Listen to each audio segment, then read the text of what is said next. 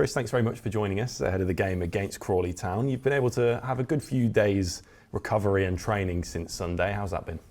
Yeah, it's been okay. We had a day off after the final, back in and reviewed the game and tried to learn from it. And then we went back to training and looked to the future. And we've had a few good training sessions since then. And obviously now we've got runner games to look forward to. How have you assessed the response you've seen from the lads after the result on Sunday? Have they been able to put it behind them quite quickly?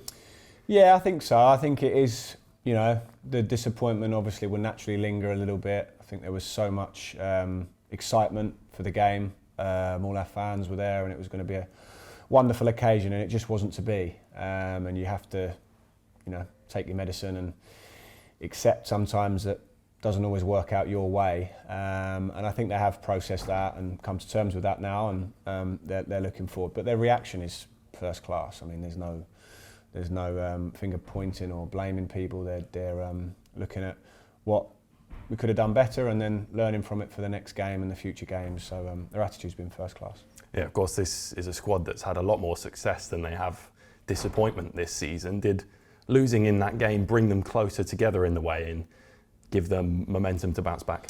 Yeah, I think, looking at the game, we weren't at our best, but we were recognisable in the sense that they tried. It looked like us. We just were succumbed to two high quality finishes from the opposition, and we couldn't quite muster up that quality in our game. But they were there. They were being us and everything that we've worked on all season, and that was, for me, very important. So I just reminded them that this is football. This can happen. There were things that we should have done better.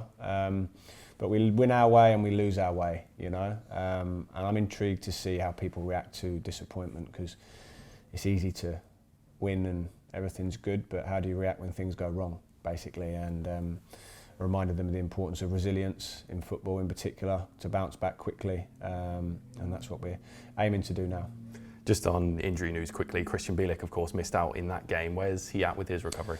So Bielik is going to be a few weeks. I think he's got a chance before the end of the season to get back for a few of the games, but it's just a little knock that we can't quite get going with.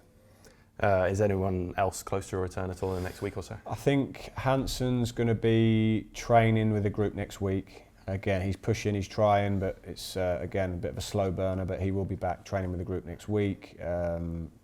Everyone else is fine apart from the injuries that we kind of know about. Yeah, when you look at the overall picture, it's very unusual for a team to confirm winning the title so early on in a season. I think it's the quickest that it's happened in the EFL since about 1998. But does this group remain hungry to now finish as strong as possible? They do, yeah. I mean, it was a very unusual week. And again, I don't think anyone probably could find something similar that's ever happened before, in the sense that promotion Tuesday, title win Saturday, cup final Sunday. It's hard to really measure exactly what that does psychologically to the group.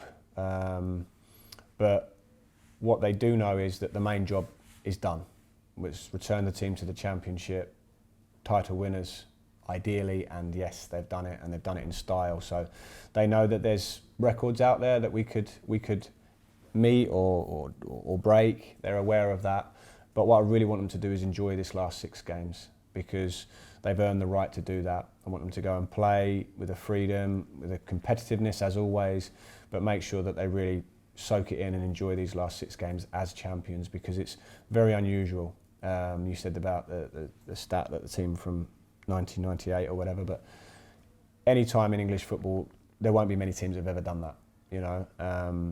6 games as champions. What I want them to do is be hungry, absolutely, but go and enjoy playing our football, being the team that's got us here, and soak up these last few weeks. As for Crawley, they're of course fighting for their survival towards the bottom end of the table. Will that give the game a bit more of an edge to it, do you think?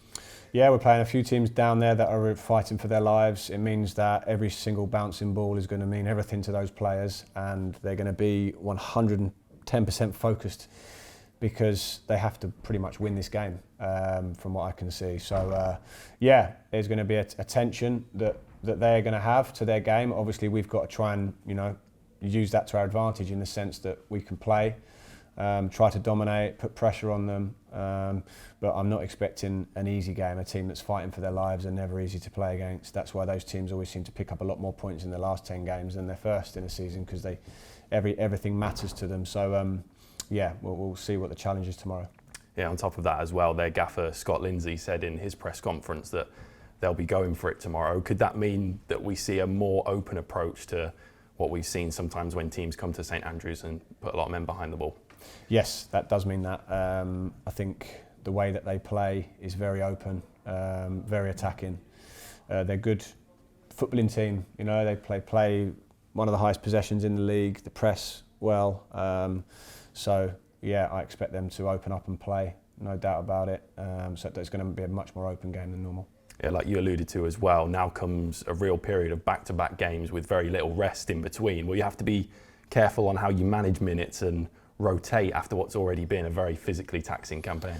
It will. I'm going to have to look at it. We're going to have played 60 games this season, which I don't think any team in Britain, unless anyone can prove me otherwise, is going to play this season. It's a lot of football, and you know, some players are well over 4,000 minutes of football that they've played, and they all still want to play, of course, but naturally that builds up in the legs. So I've got to look at that each game and say, what's the freshness like? What's the readiness like? Are we ready to go? So I'll judge that game by game. I try not to look too far ahead with that stuff. Just see where we go each game. Try and win the next match. Recover. Try and win the one after that. Just finally as well, earlier this week it was announced that yourself and Tomoki Iwata have very deservedly been nominated for Manager and Player of the Season for League One. What was your reaction to seeing that? Yeah, I mean, it's great to be, put in nominations for that. For myself, absolutely. For Tomoki, I think if there is anyone that's been any better, then they have to be a very good player, because he's been exceptional. So, hopefully he can get it. Thanks very much. Thank you.